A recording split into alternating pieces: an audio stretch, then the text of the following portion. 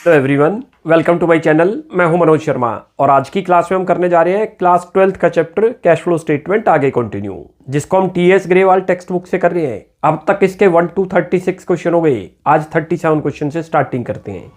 मैं क्वेश्चन को रीड करता हूँ, आप देखिए। लिखा है from the following information calculate cash flow from investing activity. उसके बाद बी पार्ट में लिखा है cash flow from financing activity. दो एक्टिविटी फाइंड आउट करनी है। डिटेल्स हमें दे रखी है। देखो 2022 में प्लांट एंड मशीनरी है 8,50,000 से 10 लाख की। प्लांट एंड मशीनरी इंक्रीज हो रही है तो क्लियर दिख रहा है कि परचेजेज हुई होगी। उसके बाद ये भी चेक करेंगे कि यदि एडजस्टमेंट में उसके बारे में कोई इन्फॉर्मेशन है, जैसे उससे रिलेटेड कोई डेप्रिसिएशन हो या उससे रिलेटेड कोई सेल परचेज है, तो अकाउंट बनाना पड़ेगा। नॉन करंट इन्वेस्टमेंट 40 से 1 लाख, इसमें भी क्लियर दिख रहा है कि कोई परचेजेज है। लैंड आपको 2 लाख से 1 लाख है, लैंड सेल हो रही है।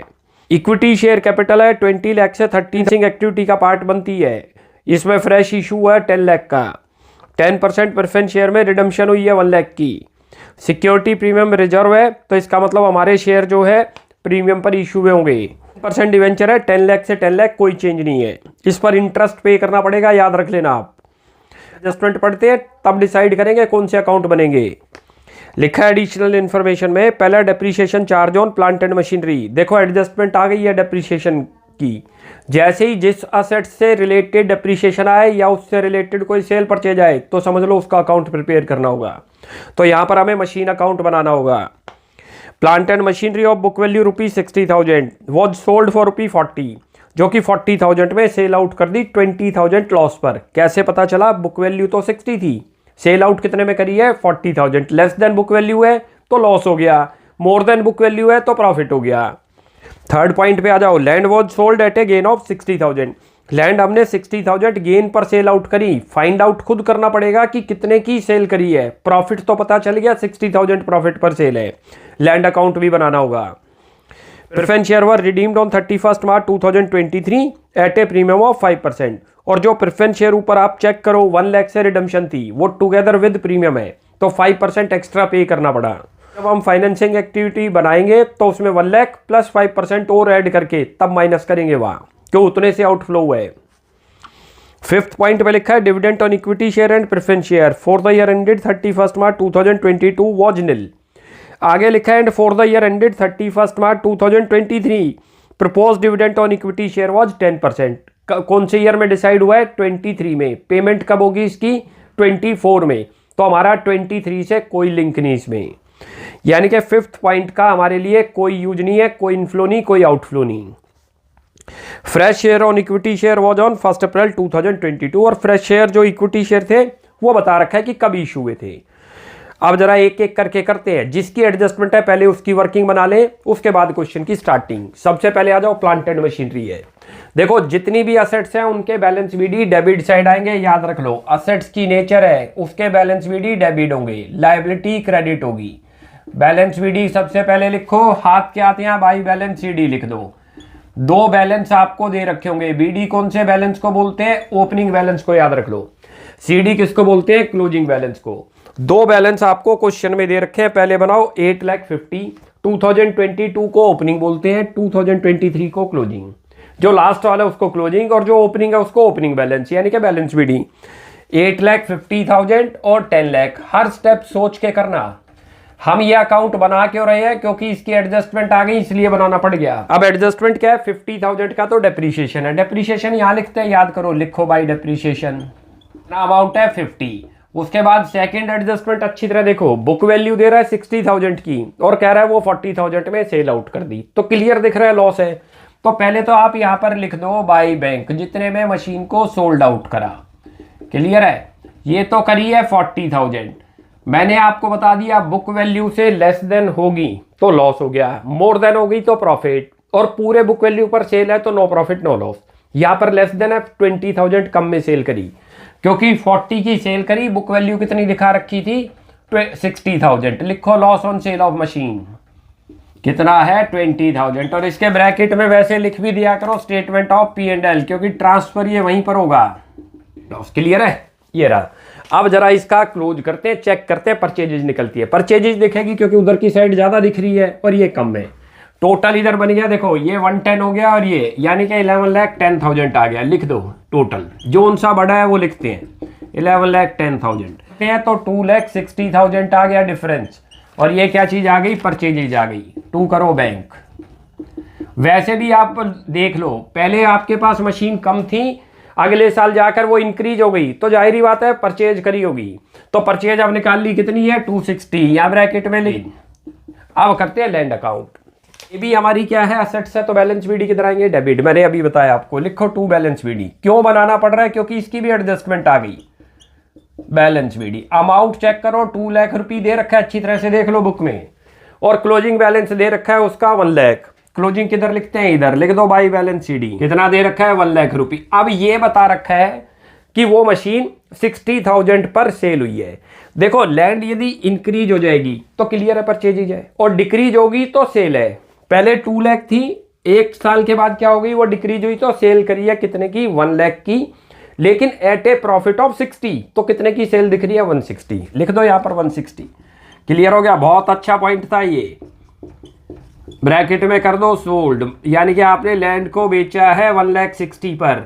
ये समझ आ गया अच्छी तरह से। पहले जितना डिफरेंस है वो निकाल लो, उसमें प्रॉफिट ऐड कर दो। लिखा है कि 60,000 प्रॉफिट पर सेल है, तो 160 हो गई। मैं यहाँ लिख भी देता हूँ आपको, 1 लाख और प्लस कर दो 60,000 प्रॉफिट। और हाथ क्या थी, 60 प्रॉफिट, यहाँ दिखाओ, यहाँ पर लिखो gain on sale of land. कितना अमाउंट आ रहा है, 60,000 दे ही रखा है क्वेश्चन में। ना भी किसी को समझ आए तो पहले प्रॉफिट लिख दो, अपने आप 160 लिखे निकलेगा। देखो 60 लिखो, प्रॉफिट गिवन था, तो 260 इधर का बना, इधर 1 लाख, तो अपने आप आ जाएगा। वरना दूसरे तरीके से बता दिया आपको, 1 लाख से डिक्रीज हो रही है तो 1 लाख की सेल हुई। यदि कुछ नहीं लिखा तो एट पार पर सेल हुई है 1 लाख पर। उसने का प्रॉफिट पर सेल है तो प्रॉफिट ऐड करके लिख दो, ये 160 हो गया। और इसके साथ हाथ के हाथ लिख दो statement of profit and loss 60,000। अब हमारे ये अकाउंट तो प्रिपेयर हो गए, क्लियर हो गया। अब आ जाओ इन्वेस्टिंग एक्टिविटी पे। अब यहां से शुरू होगा। टोटल 3 असेट्स थी, एक थी प्लांट एंड मशीनरी, एक है लैंड और एक है नॉन करंट इन्वेस्टमेंट। उसकी कोई एडजस्टमेंट नहीं है, डायरेक्ट डिफरेंस से ले लेंगे। इंक्रीज है तो क्या हो जाएगा, परचेजेज हो जाएगा, डिक्रीज है तो सेल हो जाएगा। क्लियर है। अब इन्वेस्टिंग एक्टिविटी पे आ जाओ। सबसे पहले यहाँ प्लस वाला लिख दो, proceeds from sale of plant and machinery. कितना अमाउंट दिख रहा है, ये दिख रहा है, ये रहा। कितने की है, 40,000, लिखो 40,000। क्लियर है। उसके बाद फिर एक और लैंड भी सेल कर रखी है, यही कितने की सेल कर रखी है, 160, वो भी लिख दो। Proceeds from sale of land, कितना अमाउंट है, 1,60,000। ये 2 तो प्लस के हैं, याद रख लो, क्योंकि इनसे कैश का इनफ्लो हुआ। सेल करोगे तो इनफ्लो होगा, परचेजेज करोगे तो आउटफ्लो। 2 परचेजेज दिख रहे हैं, देखो एक तो 260 ये दिख रहा है, ये माइनस करो। यहाँ लिखो payment for purchases of plant and machinery, इतना दिख रहा है 2,60,000, लिख दो 2,60,000, ये आ गया। अच्छा आप बुक में खोलो, नॉन करंट इन्वेस्टमेंट दे रखी है, 40,000 से 1 लाख हो गई, इंक्रीज हो गई, तो परचेजेज हुई है, तो कैश का आउटफ्लो है, माइनस करो। या लिखो payment for purchases of non current investment, कितने की है, 60,000। ये 2 तो माइनस के और 2 ही प्लस के, और कोई आइटम नहीं है इन्वेस्टिंग की। 3 ही थी, एक प्लांट एंड मशीनरी था, एक लैंड था और एक नॉन करंट इन्वेस्टमेंट। तीनों हमने ले ली, तीनों का ट्रीटमेंट। अब नेट इफेक्ट निकालो। देखो माइनस के दिख रहे हैं 320 और प्लस के 2 लाख, तो माइनस में आ गया 1,20,000। लिख दो यूज्ड हो गया इस एक्टिविटी से। या लिख दो cash used in investing activity, ये आंसर आ गया इसका। ये आया, यहाँ पर लिख करके दिखाता हूँ आपको, 3,20,000 है माइनस के ये रे, ये तो आउटफ्लो दिख रहा है आपको, ये रहा। और इनफ्लो कितना दिख रहा था आपको, ये रहा 2 लाख रुपये का इनफ्लो दिख रहा है, लिख लो यहाँ ये इनफ्लो। ओवरऑल क्या हो गया, आउटफ्लो दिख रहा है 1 का, ये रहा। क्लियर है, ये ऐसे करना था हमने। अब करते हैं फाइनेंसिंग एक्टिविटी। फाइनेंसिंग में क्या है, शेयर और डिवेंचर की बात है और बोरोइंग्स की बात है। चेक करते हैं कौन कौन सी है। सबसे पहले इक्विटी शेयर कैपिटल आपको दिख रहा है 10 लाख से इंक्रीज है, तो यहाँ लिखो इसका मतलब कैश का इनफ्लो हुआ है। जब भी शेयर इशू होंगे तो कैश का इनफ्लो होगा, यहाँ लिख लो। यहाँ लिखो proceeds from issue of share, amount है 10 लाख रुपये, लिख दो 10 लाख, ये प्लस का है, याद रख लेना। इसके बाद आगे चलते हैं। देखो 10% प्रेफरेंस शेयर है जिसकी आपने रिडम्शन कर रखी है टुगेदर विद प्रीमियम। क्लियर लिखा है, 1 लाख से रिडम्शन है। 2 लाख से देखो 1 लाख हो गए, तो 1 लाख से डिक्रीज हुआ है, तो 1 लाख का आउटफ्लो है, लेकिन वो 1 लाख का आउटफ्लो टुगेदर विद प्रीमियम हुआ है 5%, तो यहाँ माइनस करो। लिखो payment for redemption of preference share, कितना अमाउंट आ रहा है मैं यहीं पर आपको करके दिखाता हूँ। ये रहा 1 लाख रुपये का तो आपका प्रेफरेंस शेयर है और प्लस उसके ऊपर 5% का प्रीमियम है, वो 5% निकाल लो। करते हो तो 5000 रुपये आएगा, टोटल करोगे तो 1,05,000 पे करा आपने, और ये माइनस में दिखाओ क्योंकि आउटफ्लो हुआ। इन दोनों को चाहो तो अलग अलग करके भी दिखा दो। पहले 1 लाख रुपये लिख दो और फिर यहाँ कर लिख दो payment for premium on redemption of preference share 5000 रुपये, या ज्वाइंट करके दिखा दो, दोनों ठीक है। आगे चलते हैं। सिक्योरिटी प्रीमियम इंक्रीज है तो इसका मतलब हमारे शेयर प्रीमियम पर इशू है तो प्रोसीड्स हुई है। यहाँ पर लिख दो सिक्योरिटी प्रीमियम, कितना अमाउंट दिख रहा है ये टोटल सिक्योरिटी प्रीमियम 1 लाख, ये प्लस है क्योंकि शेयर आपके प्रीमियम पर इशू हो गए। अब आगे दिखा रखा है देखो डिवेंचर, डिवेंचर में कोई चेंज नहीं, यानी कि डिवेंचर मींस क्या बता रखा है मैंने आपको सिंपल लैंग्वेज में समझ लो, लोन टेकन फ्रॉम पब्लिक। उस लो आपके ऊपर लोन चलता आ रहा है, लोन के ऊपर इंटरेस्ट पे करना पड़ेगा। कितना दे रखा है 10%, माइनस करो यहाँ पर, यहाँ लिखो payment for interest on debenture, कितना अमाउंट देना पड़ेगा नोट करो। ये रहा 10% कैलकुलेट आप कर लो, 10 लाख रुपये दे रखा है ये रहा डिवेंचर, और उनका 10/100 कर दो, करोगे तो 1 लाख का आपने लोन पे कर रखा है, इंटरेस्ट पे कर रखा है डिवेंचर पर। क्लियर है? अब इसका टोटल करते हैं। करते हो तो ये तो 1 लाख हो आपका, प्लस के तो हो गए 11 लाख, माइनस के हो गए 2,05,000, तो माइनस करो तो 8,95,000 आ गया, ये प्लस में आ गया, नोट करो ये रहा। और यहाँ लिख दो cash flow from financing activity, इतने का इनफ्लो हुआ है फाइनेंसिंग से। क्लियर है? तो ये अब ये क्वेश्चन तो हो गया हमारा 37। अब एक और क्वेश्चन करते हैं 38। मैं रीड करता हूँ, आप देखिए। लिखा है from the following information prepare cash flow statement. हमें कैश फ्लो स्टेटमेंट बनाना है, ये आपको कुछ इन्फॉर्मेशन दे रखी है। कैश एंड बैंक बैलेंस दे रखा है, closing cash and bank balance दे रखा है। इन दोनों का यूज, ये दोनों ही हमारे कैश एंड कैश इक्विवेलेंट है, और जब तीनों एक्टिविटी प्रिपेयर हो जाएंगी उसके बाद इसका यूज है। अब आगे चलते हैं। डिक्रीज इन इन्वेंट्री बता रखा है, यानी कि असेट्स डिक्रीज है तो कैश का इनफ्लो हुआ। ये हमारा वर्किंग कैपिटल से रिलेटेड है, ऑपरेटिंग एक्टिविटी में आएगा। इंक्रीज इन बिल्स पेबल, ये भी ऑपरेटिंग एक्टिविटी में आएगा। आगे बता रखा है सेल ऑफ फिक्स असेट, ये इन्वेस्टिंग का पार्ट बनता है, इन्वेस्टिंग एक्टिविटी में आएगा। Payment of long term loan है, फाइनेंसिंग एक्टिविटी का पार्ट बनता है। और नेट प्रॉफिट आपको दे रखा है। बहुत छोटा क्वेश्चन है, देखो कैसे बनता है। सबसे पहले नेट प्रॉफिट से शुरुआत होगी क्वेश्चन की। यहाँ हेडिंग डाल दिया करो, आप ऊपर लिखा करो cash flow statement for the year ended, जिस ईयर के लिए बना रहे हो। पर्टिकुलर का कॉलम खोलो, एक डिटेल का और एक अमाउंट का। क्लियर है? डिटेल्स में तो हर एक्टिविटी में जितनी आइटम है पहले डिटेल्स में लिख लो, जब उसका फाइनल आंसर होगा उस एक्टिविटी का कि उससे इनफ्लो हुआ या आउटफ्लो, वो आउटर कॉलम में लिख देंगे। क्लियर है? अब शुरुआत करते हैं। ऊपर हेडिंग डालो cash flow from operating activity.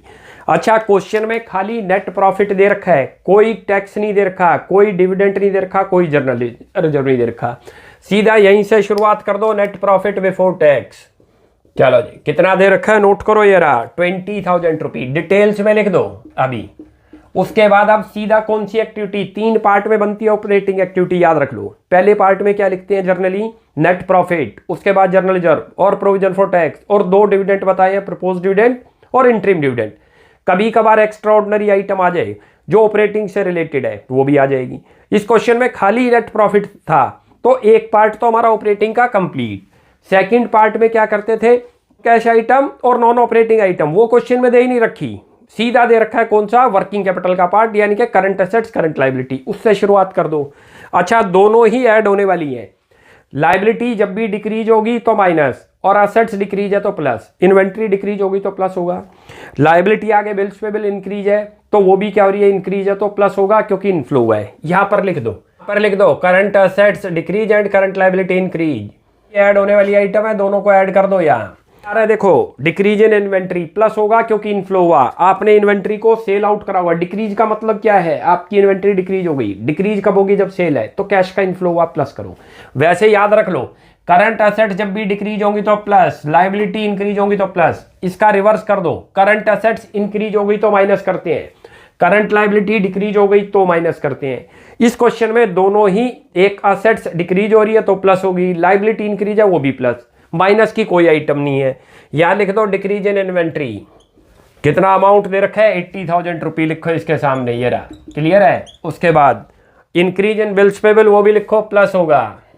कितना बिल्स पेबल दिखा रखा है, ये रहा 1,20,000, लिखो 1,20,000। टोटल करते हो तो देखो टोटल कितना बनता है 2,20,000। डायरेक्ट यहाँ लिख दो 2,20,000 और इसे सामने लिख दो। अब cash flow from operating activity, ये तो एक एक्टिविटी बन गई हमारी। अब करते हैं सेकंड इन्वेस्टिंग एक्टिविटी। उसमें भी आप चेक करो बस एक ही आइटम है, सेल ऑफ फिक्स एसेट। ऐसे ही फाइनेंसिंग में भी बस एक ही आइटम है। यहाँ पहले तो हेडिंग डाल दो cash flow from investing activity, ये तो ऑपरेटिंग बन गई, याद रख लो, छोटी सा ही था क्वेश्चन। ये लिखो कैश फ्लो फ्रॉम, सेकंड बना रहे हैं अब हम cash flow from investing activity. इसमें क्या करते हैं, नॉन करंट असेट्स की बात चलती है, याद रख लो, उसकी सेल और परचेज, उससे रिलेटेड कोई इनकम है तो वो प्लस हो जाएगी। अब यहां पर एक ही आइटम दे रखी है, सेल ऑफ फिक्स एसेट, कितने की 3 लाख, तो सेल करते हैं तो इनफ्लो है तो प्लस करेंगे। यहां पहले लिख लो आप। अब यहां पर देखो आपको 3 लाख से कैश का इनफ्लो दिख रहा है तो प्लस करेंगे, लिख दो यहां पर। अब यहां लिख दो proceeds from sale of fix asset, कितना अमाउंट दिख रहा है 3 लाख रुपए, लिखो 3 लाख रुपए। और अब इसका टोटल करके आउटर में दिखा दो फाइनल आंसर। अच्छा यहां लिख दो, अब ये रहा 3 लाख रुपए, एक ही आइटम थी इसमें तो याद रख लो, इससे ये भी प्लस हो रही है, इससे भी इनफ्लो है, इससे भी इनफ्लो है, याद रख लेना। अब यहां पर चलो, यहां पर इसके आगे जो 3 लाख आया उसके आगे लिख दो cash flow from investing activity. अब करते हैं फाइनेंसिंग एक्टिविटी। पहले तो हेडिंग डाल दो यहां cash flow from financing activity. अच्छा इसमें एक ही आइटम है, नोट करो क्या लिखा है, repayment of long term loans 5 lakh रुपए का आउटफ्लो दिख रहा है तो क्या करेंगे, माइनस करते हैं, याद रख लो, लिखो repayment of long term loans, कितना अमाउंट है 5 लाख रुपए लिख दो।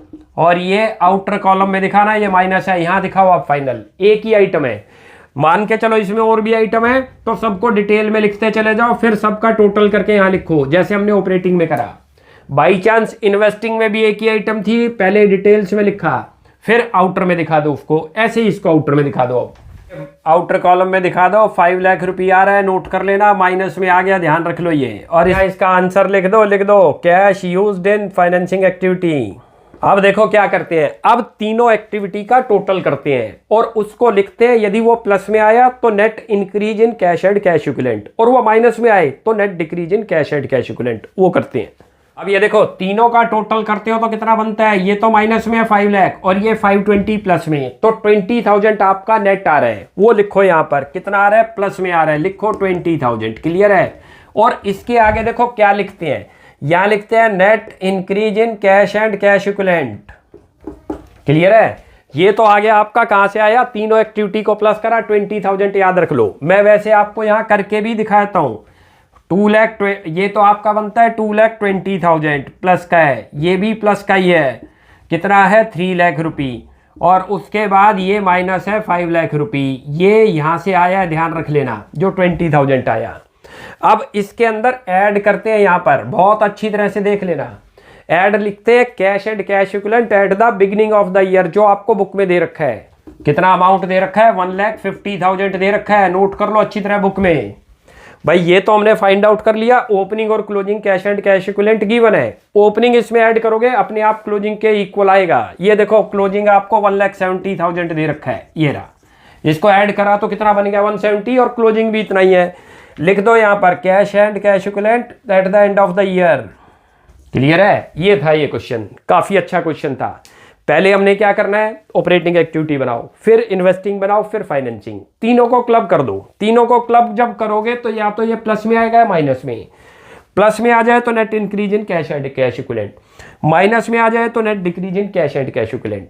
फिर आपको दो बैलेंस दे रखेंगे, opening cash and cash equivalent, opening को इसमें ऐड कर दो, ओपनिंग 150 दे रखा था, 1,50,000 ऐड करेंगे तो कितना बना 170, वो दे रखा होगा 170 क्लोजिंग, उसके इक्वल आ जाएगा।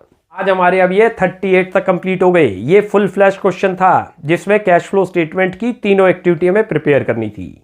नेक्स्ट क्लास में आगे कंटिन्यू करते हैं, आप यहां तक प्रैक्टिस कीजिए। कोई भी डाउट लगता है you will ask in comment section. आपको हमारी वीडियो अच्छी लगती है प्लीज इसको लाइक एंड सब्सक्राइब कीजिए।